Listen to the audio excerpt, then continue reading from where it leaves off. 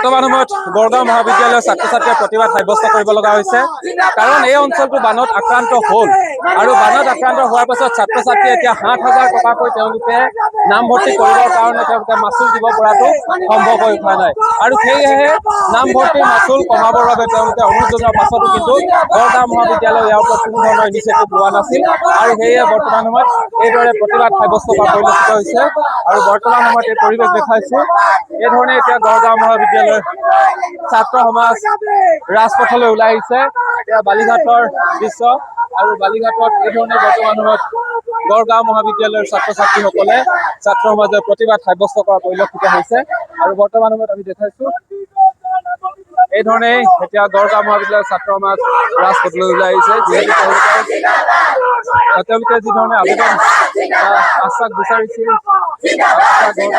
গড়গাঁও মহাবিদ্যালয় কৰ্তৃপক্ষই বিনামূলীয়া নামভৰ্তিৰ ব্যৱস্থা কৰিছে এই বৰ্তমান সময়লৈকে কোনো ধৰণৰ ব্যৱস্থা নকৰাকৈ এই ধৰণে ৰাজপথলৈ ওলাই অহা পৰিলক্ষিত হৈছে আৰু পৰিৱেশটো দেখাইছোঁ য'ত গড়গাঁও মহাবিদ্যালয়ৰ ছাত্ৰ ছাত্ৰীসকল ছাত্ৰ সমাজ আৰু বালিঘাটৰ যি তিনিআলি কলেজৰ সন্মুখৰ বালিঘাট তিনিআলি প্ৰতিবাদ সাব্যস্ত কৰা পৰিলক্ষিত হৈছে আৰু সমগ্ৰ এই বানপীড়িত ছাত্ৰ ছাত্ৰী বিনামূলীয়া নামভৰ্তিৰ বাবে তেওঁলোকে এতিয়া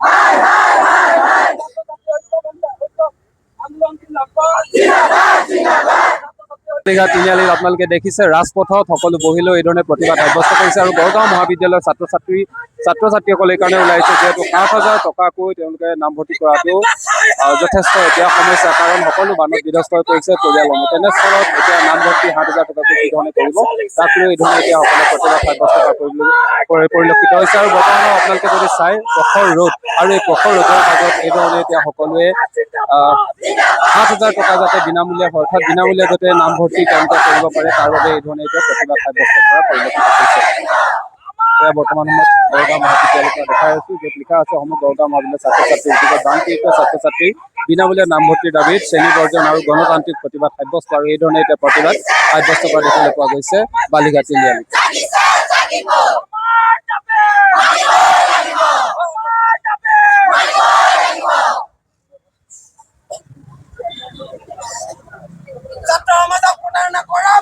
গড়গাঁও মহাবিদ্যালয়ৰ যিমানখিনি ছাত্ৰ ছাত্ৰী আছে তাৰে অধিকাংশ ছাত্ৰ ছাত্ৰী আচলতে বানত আক্ৰান্ত আৰু এই আক্ৰান্ত ছাত্ৰ ছাত্ৰীসকলে কৈ আছে যে যিটো এই বছৰ এডমিশ্যন এই এডমিশ্যনটো সম্পূৰ্ণভাৱে বিনামূলীয়া হ'ব লাগে কাৰণ তেওঁলোকৰ ঘৰত আজি খাবলৈ এটুপি পানী নাই কাৰণ তেওঁলোকৰ ঘৰত আজি দিবলৈ পইচা নাই আজি টকা ৫০০ টকাৰ কাৰণে আজি ছাত্ৰ ছাত্ৰীসকলে আজি গাঁৱৰ মানুহবিলাকে আজি শিৱসাগৰৰ মানুহে আজি নাজিৰাৰ মানুহে আজি গড়গাঁৱৰ মানুহে আজি ৫০০ টকাৰ কাৰণে পাগল হৈ থাকিব লগা হৈছে তেনে সময়ত যেনেধৰণে শিক্ষা বিভাগটোৱে তেনে সময়তে যেনেধৰণে গড়গাঁও মহাবিদ্যালয় এই যি তেওঁলোকক আচলতে এডমিশ্যনৰ ফিজটো বিনামূলীয়া কৰি দিবলৈ বিচৰা নাই তাৰ ওপৰত আচলতে ছাত্ৰ সমাজ ক্ষোভিত হৈছে আৰু সেই ক্ষোভিত ছাত্ৰ সমাজে আজি এই ৰাজপথলৈ ওলাই আহিব লগা হৈছে আজি ছাত্ৰ সমাজে ৰাজপথলৈ ওলাই আহিব লগা কাৰণটোৱে অতি লজ্জাৰ কথা তেওঁলোকে লাজ পাব লাগে আজি ছাত্ৰ সমাজে আচলতে ক্লাছ নকৰি আজি ৰাজপথত থাকিব লগা হৈছে কাৰ ভুলৰ বাবে ৰাজপথত থাকিব লগা হৈছে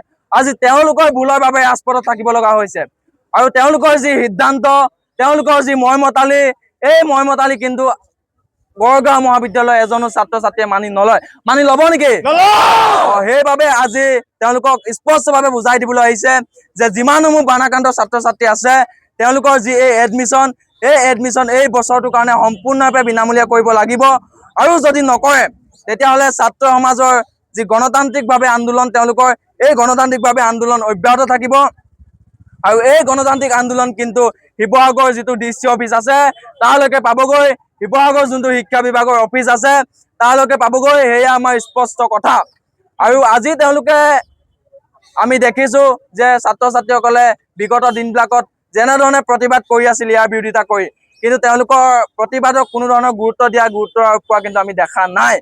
সেইবাবে আমি স্পষ্টভাৱে কৈছো, ছাত্ৰ সমাজৰ আন্দোলনক আপোনালোকে গুৰুত্ব দিব লাগিব। ছাত্ৰ সমাজে যি দাবী কৰিছে এই দাবী আপোনালোকে মানি ল'ব লাগিব।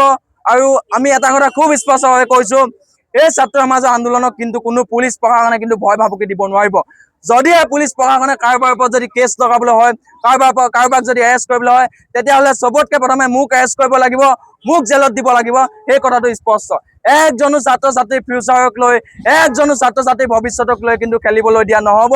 এয়া আমাৰ স্পষ্ট কথা। আৰু বানত আক্ৰান্ত যিমানসমূহ ছাত্ৰ ছাত্ৰী আছে সকলোৱে এডমিশ্যন সম্পূৰ্ণভাৱে বিনামূলীয়া কৰিব লাগিব। আৰু এইটো তোমালোকৰ ডিব্ৰুগড় ইউনিভাৰ্চিটি আণ্ডাৰত পৰে। আৰু ডিব্ৰুগড় ইউনিভাৰ্চিটিৰ যিগৰাকী আচলতে তেওঁ হেড আছে, আমি তেওঁৰ লগতো কথা পাতিম। তেওঁৰ লগত কথা পাতি আমি যোগাযোগ কৰিম আৰু এই গোটেই সমস্যাবিলাক সমস্যাবিলাক কৈ পিনে তেওঁ শিৱসাগৰৰ সন্তান, তেওঁ যোৰহাট শিৱসাগৰৰ সন্তান, তেওঁ কৰি দিব বুলি আমি আশা ৰাখিছোঁ। আৰু আমি তেওঁৰ লগত যোগাযোগ কৰিম। আৰু অসমৰ যিগৰাকী শিক্ষামন্ত্ৰী আছে তেখেতলৈ আমি হয়তো সময়ত স্মাৰক পত্ৰ পঠাম, এই কথা বতৰাবিলাক ক'ম। কিন্তু গুৰুত্ব দিব লাগিব। আৰু আমাৰ শিৱসাগৰত এজন মন্ত্ৰী আছে, তেখেতৰ ওচৰলৈ গৈছিলা, কিন্তু তেখেতেও কোনো ধৰণৰ কাম কৰি দিব পৰা নাই। সেইটো এটা কিন্তু লজ্জাৰ কথা। শিক্ষা মহাবিদ্যালয়ৰ সকলো ছাত্ৰ সমাজ একেলগে ওলাই আহিছো, কাৰণ আজি আমি খুবেই লজ্জিত যে আমাৰ ছাত্ৰখিনি আজি এইটো যিটো আন্দোলন কৰিবলগীয়া হৈছে, সেই আন্দোলনটো কৰিবলৈ আজি কোন মানে ৰেছপনচিবিলিটি ল'ব ইয়াত।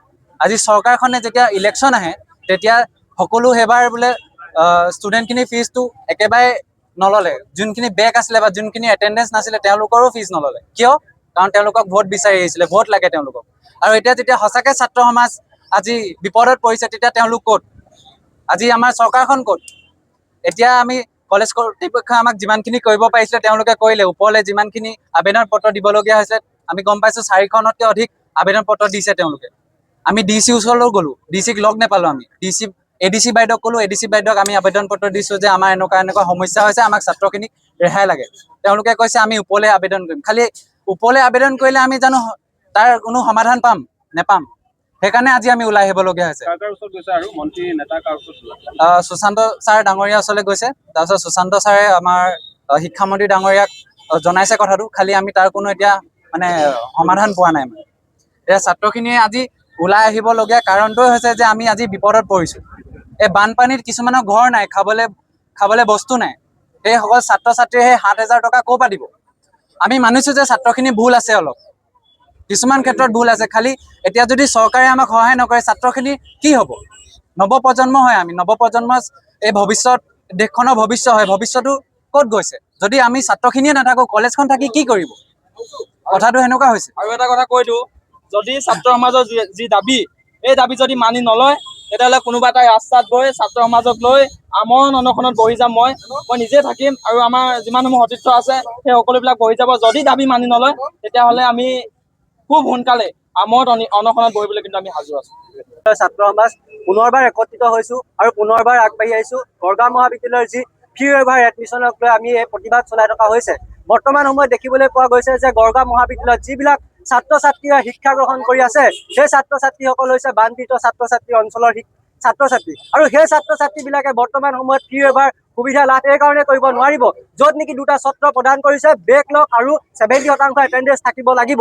কিন্তু বৰ্তমান সময়ত আমি সেই চৰ্ত দুটা গড়গাঁও মহাবিদ্যালয়ৰ ছাত্ৰ ছাত্ৰীসকলে কোনো পধ্যে বিচৰা নাই। কিয়নো আজি আমাৰ ছাত্ৰ ছাত্ৰীসকলে 7,180 টকা দি এডমিশ্যন ল'ব পৰা ক্ষমতা আমাৰ ছাত্ৰ ছাত্ৰীসকলৰ নাই। সেইবাবে আমি চৰকাৰৰ ওচৰত আহ্বান জনাইছোঁ আৰু আমাৰ ফালৰ পৰা দাবী জনাইছোঁ যে এইবাৰলৈ আমাৰ ছাত্ৰ ছাত্ৰীসকলৰ যি 7,180 টকা সেই সম্পূৰ্ণভাৱে বিনামূলীয়া কৰি দিয়ক আৰু আমাৰ পৰা নলওক।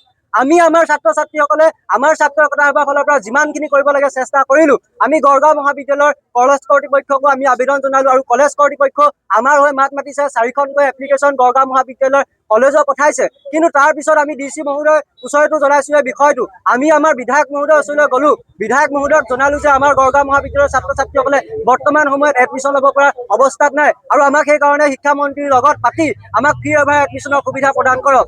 কিন্তু পতাৰ পিছতো আমাৰ ছাত্ৰ ছাত্ৰীসকলে আজি পৰ্যন্ত ন্যায় নাপালে। তাৰ বাবে আমি আমাৰ মাননীয় মুখ্যমন্ত্ৰীলৈ মেইল যোগে আমাৰ সমস্যাটো পঠালো, কিন্তু আমি আজিও সমাধান নাপালো। তেওঁ আমাক দুদিনমান ৰখিবলৈ ক'লে, কিন্তু আমাৰ লাষ্ট ডেট অতি সীমিত, আমাৰ 31 তাৰিখে লাষ্ট ডেট। যদি আমি ইয়াৰ আগতে সমাধান নাপাওঁ তেনেহ'লে গড়গাঁও মহাবিদ্যালয়ৰ ছাত্ৰ ছাত্ৰীসকলে নিজৰ যি ভৱিষ্যতক লৈ সপোন দেখিছে সেই ভৱিষ্যতক লৈ সপোন দেখাকে ইমানতে সামৰিব লাগিব।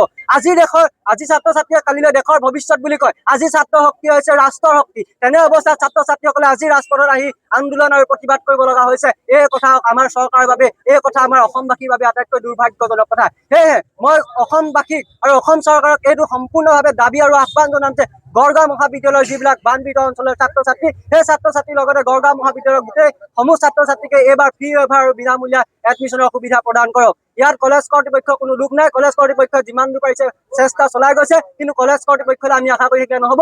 এই দাবী আমাৰ সম্পূৰ্ণভাৱে চৰকাৰৰ ওপৰত। চৰকাৰে যদি আমাৰ ছাত্ৰ ছাত্ৰীসকলক ভোট বিচাৰি আহিব পাৰে, চৰকাৰে এই স্থলীত উপস্থিত হৈ আমাৰ ছাত্ৰ ছাত্ৰীসকলক কিয় আজি সমাধান দিব পৰা নাই, সেই কথাক লৈহে আমাৰ প্ৰশ্ন আছে, সেই সমস্যাক লৈহে আমাৰ প্ৰশ্ন আছে। সেইকাৰণে আমি চৰকাৰৰ ওচৰত এইটো আহ্বান জনাইছো আৰু দাবী জনাইছো, আমাৰ যি ফ্ৰী ৱেইভাৰ এডমিশ্যন, সেই এডমিশ্যন প্ৰক্ৰিয়া সম্পূৰ্ণভাৱে বাতিল কৰক, বিনামূলীয়া কৰক। নহ'লে আজিয়ে যিদৰে আমি ছাত্ৰ ছাত্ৰীসকলে মাত মাতিছো, এই ন্যায় চলিবৰ বাবে আমি সদায় মাত মাতি যাম। গড়গাঁও মহাবিদ্যালয়ৰ ছাত্ৰ সমাজ জিন্দাবাদ।